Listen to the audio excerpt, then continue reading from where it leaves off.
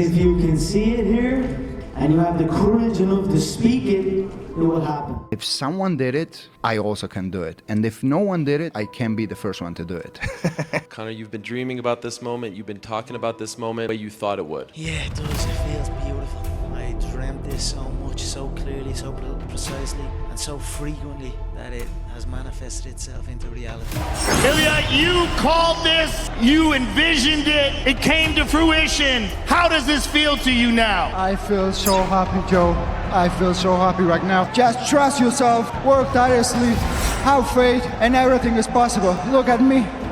Look at me now. You said you were going to be the champion.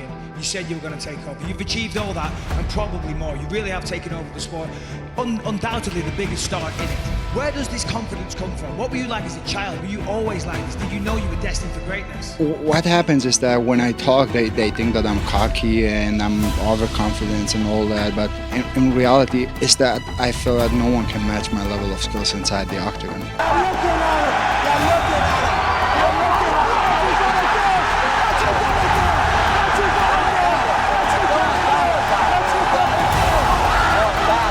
Taking a photo with the belt, and then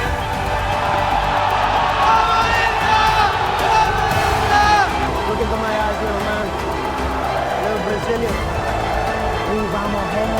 I respect you as a person, as a professional.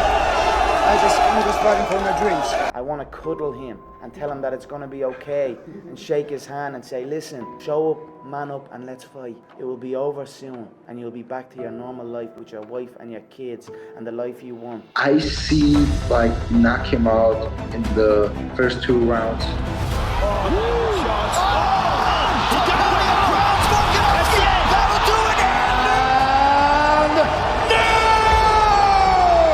Conor looks extremely loose, and Aldo looks like he's feeling the pressure of this moment. Jose Aldo Jr. Conor relaxed and smiling. Oh! He slapped him! Conor McGregor is the new UFC featherweight champion of the world! Cuando yo empecé era prácticamente imposible llegar a la UFC. La gente se reía realmente de mí. Yo era un loco. The man is walking around right now as if he's already the champion of the world. I'm an up-and-coming fighter, and without a doubt, you will see me on the UFC in the near future, without a doubt. The aim for everyone is to get to the UFC, the premier promotion. I mean, no, we give a fuck about no other shit. On the fucking future.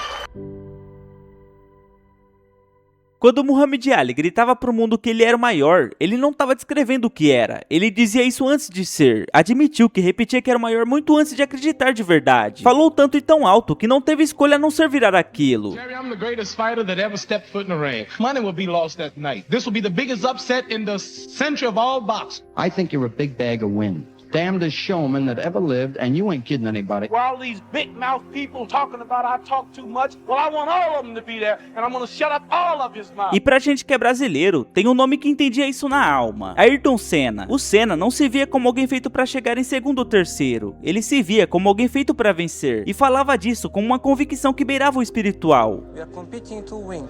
And the main motivation to all of us is to compete for a victory. Is not to come third, fourth, fifth or sixth. Como por exemplo em Mônaco em 88, ele descreveu ter pilotado num estado quase fora do corpo, muito além do que a própria razão conseguia explicar, como se a fé absoluta no próprio talento o levasse para um lugar que o resto do grid simplesmente não alcançava. A certeza dele não era arrogância, era combustível. That day, I suddenly realized that I was no longer driving it conscious, and I was in a different dimension for me, and I realized I was well beyond my conscious understanding. Porque é isso que a tal manifestação realmente é. Não é pedir pro universo, é que quando você declara uma coisa em voz alta e acredita de verdade, 3 coisas acontecem ao mesmo tempo. Você se compromete na frente de todo mundo e não pode mais recuar. O seu cérebro passa a agir como se aquilo já fosse real e o seu adversário começa a duvidar de si mesmo antes mesmo de te encarar. A palavra vira uma armadilha e você é obrigado a transformá-la em realidade para ela não te engolir. Pois existem 2 homens no MMA que levaram isso ao extremo absoluto. 2 caras que não previam sua vitória. Eles decretavam, ensaiavam e cumpriam, com uma precisão que dá arrepio. Um virou o maior fenômeno da história do esporte, e o outro chegou no mesmo lugar pelo mesmo caminho sozinho, do outro lado do mundo.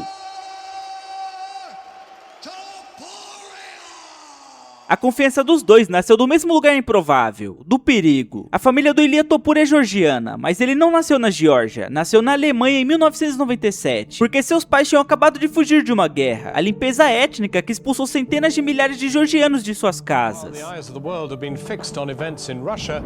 To the south, a civil war in Georgia has become increasingly savvy.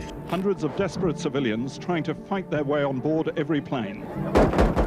The worst started once my parents left us, year after or something like that, in 2008. When you are 8, 9 years old and you dealing with that kind of situation, you don't have your heroes with you, which are your parents with that age. It's a little bit difficult, but at this moment I appreciate everything that I lived because creates the man I am today. Quando a poeira baixou, a família voltou para a Geórgia, e a Geórgia que o esperava não tinha regra nenhuma, a não ser uma, que era a da rua. A própria mãe do Ilia contou que brigar era uma rotina diária, que os moleques apareciam e exigiam que você tinha o boné, o cinto, e só existiam 3 saídas: entregar, correr ou lutar. In Georgia, I was fighting every day. I always had problems with people that were bullied. Cuando iba al colegio recuerdo que también he sufrido algún tipo de bullying. En los recreos los mayores querían quitarme el dinero, las prendas, me sentía solo, sentía mucho miedo, hasta que encontré el valor de contárselo a mi hermano, quien me ayudó a enfrentar la situación, a poner orden antes de ser campeão. A milhares de quilômetros dali, em Dublin, um garoto baixinho chamado Conor McGregor vivia o outro lado da mesma moeda. Ele sofria bullying por causa do tamanho, e a solução que ele arrumou diz tudo sobre quem ele ia se tornar. Conor passou a carregar um peso de academia dentro da mochila para se defender. Deixava os livros em casa porque não cabiam do lado do ferro, e aos 12 anos começava no boxe, não para se vingar, mas para que pensassem 2 vezes antes de mexer com ele. I felt like I needed to be able to defend myself, you know what I mean? I'm gonna go and train, they're gonna know about it, you know what I mean?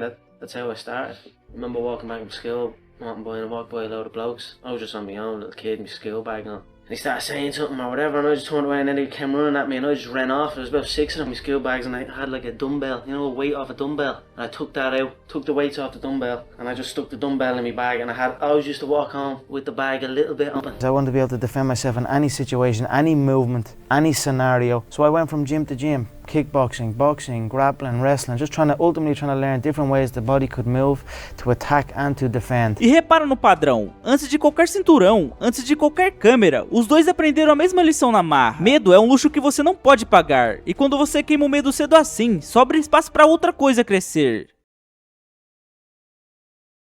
Aqui vem a parte que ninguém conta. Nenhum desses dois construiu essa confiança sozinho. Cada um teve uma pessoa que acreditou primeiro, quando não havia ninguém para acreditar. No caso do Topuria, essa pessoa foi o irmão. Quando o Ilia recebeu a chance pelo título, o irmão Alexander, que também é lutador e tem um talento de sobra, fez a escolha mais difícil que o irmão pode fazer. Ele pausou a própria carreira para virar treinador do Ilia. Colocou o sonho dele de lado para construir o do irmão. After 4 or 5 months, I supposed to fight, but Ilia get UFC call to fight with Volkanovski, so I have to put everything on side. My sacrifices, my hard work, you know, to like cancel my fight to him and everything like that. It was not just for him, for sure, it was for me too. If your brother is better than you, it's like, I'm very happy for him, and I will do everything to make that happen. That one day they're gonna say, Ilia, the greatest. This is what I want. This is my goal, and it's still my goal. At some point, he became my head coach. He was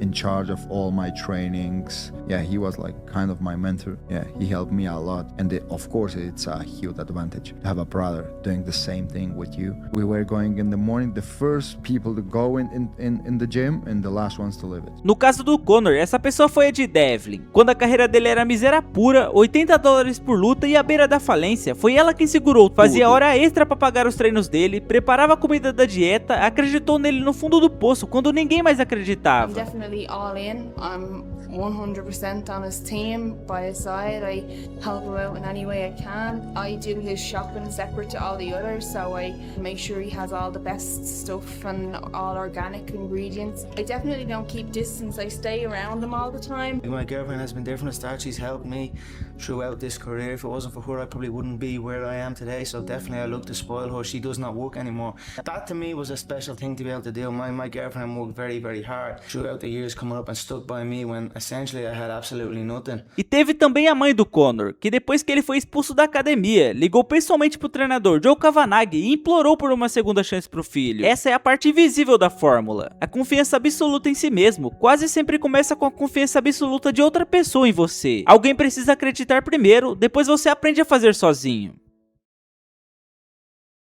Mas atenção, porque aqui mora a diferença entre confiança e arrogância. A confiança dos dois não é blefe, é a certeza fria de quem sabe que trabalhou mais do que todo mundo. I work so hard, I know everything that I did everything that I could, and there's no way that I'm not gonna walk out from that octagon with the victory. If I prepare for 6 months, like only boxing, I don't do anything about wrestling, about, I don't know, knees, elbows, grappling, whatever. Only boxing, bro, put me whoever you want in front of me. Whoever. I feel to be at the pinnacle of any game, in whatever you do, you've got to be a little bit gone to it. You're not all there. You've got to be almost insane to your craft. Not a lot of people can understand that. O treinador de luta greco-romana do Ilia, lá na Geórgia, dizia uma frase que virou a filosofia da vida dele. You win the medals in the training. You just go to collect them in the fight. O Ilia era o primeiro a entrar na academia e o último a sair, treinando o dia inteiro, estudando o vídeo do Canelo e do Chaves, completamente obcecado. E para chegar no UFC, ele fez o que parecia impossível. Aos 18 anos, trabalhou em 4 empregos ao mesmo tempo: caixa, professor de grappling, trabalhando na praia e segurança no fim de semana, só para juntar dinheiro e viajar até a Suécia, treinar na academia mais respeitada da Europa, na esperança de alguém finalmente reparar nele. E repararam. Quando a chance no UFC veio do jeito mais brutal, em plena pandemia, com 5 dias de aviso, testando positivo para Covid, tendo que cortar 12 quilos e passar um dia inteiro no hospital para os exames. Ele aceitou e venceu. 1 millón de pruebas, pasé un día, literalmente me llamaron para pelear en 8 días en Abu Dhabi, pues de 8 días 1 pasé en el hospital. O Conor trilhou o mesmo caminho, largou o emprego estável de encanador 12 horas por dia para perseguir um sonho que ninguém via. O pai dele ficou tão furioso que ofereceu 10 mil euros para o filho desistir e voltar para uma vida normal. O Conor recusou e mergulhou no treino com a mesma obsessão doentia. That's what I did. I drove home. When I got home, my mother and father said, "How come you're not still at work?" And I said, "I'm never going to go back to that site another day in my life." And then all hell broke loose. But obviously it becomes an obsession, and before you know it, you're headlining in football stadiums just like that. E é por isso que quando esses dois sobem no octógono e dizem que vão vencer, não é conversa fiada, é um cara que sabe no osso que fez tudo o que era possível fazer. A confiança deles é só reflexo do trabalho. E olha, se você tá curtindo o nível de detalhe dessa história, deixa o like porque esse é o primeiro vídeo longo do canal. Agora a gente chega no ingrediente que deixou os dois lendários, porque eles não esperavam o futuro acontecer, eles anunciavam o futuro e o futuro obedecia. Dustin thinks it's all talk. But when he wakes up with his nose plastered on the other side of his face, he's gonna know it's not all talk. You will see, guys. I will be the first one to take his lights out. 2 meses antes de enfrentar o Alexander Volkanovski, um dos melhores peso-pena da história do UFC, o Topuria fez uma coisa que viralizou. Ele mudou sua build do Instagram para 15-0, campeão mundial do UFC. O detalhe, ele estava 14-0, não tinha cinturão, nem tinha luta de título marcada, mas pra ele já estava feito. E não parou por aí. Anos antes de chegar perto de um título, ele já gravava imagens para um documentário sobre se tornar campeão. A frase dele resume a mentalidade inteira. A maioria precisa ver pra crer. Ele crê primeiro e depois vê acontecer. E aconteceu. Ele cravou pra imprensa inteira que ia nocautear o Volkanovski no segundo round, e nocauteou no segundo round. Mais tarde, contra o Charles Oliveira, ele cravou no primeiro round e comemorou a vitória no dia anterior da luta, entrando no octógono sorrindo, porque ele já sabia, e apagou o Charles no primeiro round. Ô, tristeza. Mas o Topuria não foi o primeiro a dominar essa arte. Anos antes dele, do outro lado do mundo, um irlandês já decretava o futuro exatamente do mesmo jeito. Lá no começo da carreira, no evento europeu chamado Cage Warriors, o Conor virou campeão de 2 divisões, e na hora cravou que faria exatamente o mesmo feito dentro do UFC. Anos depois, ele nocauteou Ed Álvares e se tornou o primeiro campeão duplo simultâneo da história do UFC.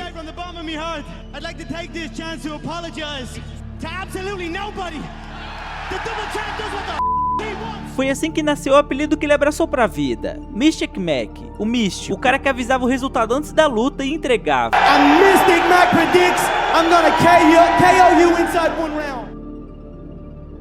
Mas se fosse apenas fé, seria sorte. E não é só sorte quando acontece de novo, e de novo, e de novo. Então o que separa o profeta do sortudo? O método. O Topuria não estuda o adversário só pra saber o que ele faz. Ele estuda pra saber onde o adversário se sente seguro. A equipe dele mapeia vídeo por vídeo em que canto do octógono o oponente se sente confortável. Eles literalmente numeram os espaços, e aí o plano é simples e cruel. Tirar o cara exatamente desse lugar e empurrá-lo pra onde ele não sabe lutar. É Santetsu puro. Evitar a força, atacar a fraqueza e cair como um raio. O Ilia visualiza a luta inteira antes do gongo, vê o final na cabeça e depois só executa. Contra o José Aldo, um campeão invicto há 10 anos, o Conor não montou só um plano de luta, ele montou um cerco psicológico de um ano inteiro. Caçou a mente do Aldo, alimentou a raiva dele e conduziu ele pelo erro. E no dia da luta, enquanto o Aldo se afogava na pressão, o Conor estava gelado em paz. E o resultado você conhece, 13 segundos e o nocaute mais rápido por título na história do UFC. Triste também. Mas tem um detalhe que prova que não foi adivinhação. E aqui o espelho com o Conor fica perfeito. Existe um vídeo do Conor no vestiário minutos antes, treinando o exato contragolpe de esquerda que ele usou para apagar o Aldo. Ele não previu o golpe, ele ensaiou o golpe. E ali a profecia deixou de ser fé e virou engenharia. Um leu o adversário e ensaiou o soco. O outro leu o adversário e ensaiou o desfecho. A mesma assinatura descoberta de novo, 10 anos depois e por conta própria.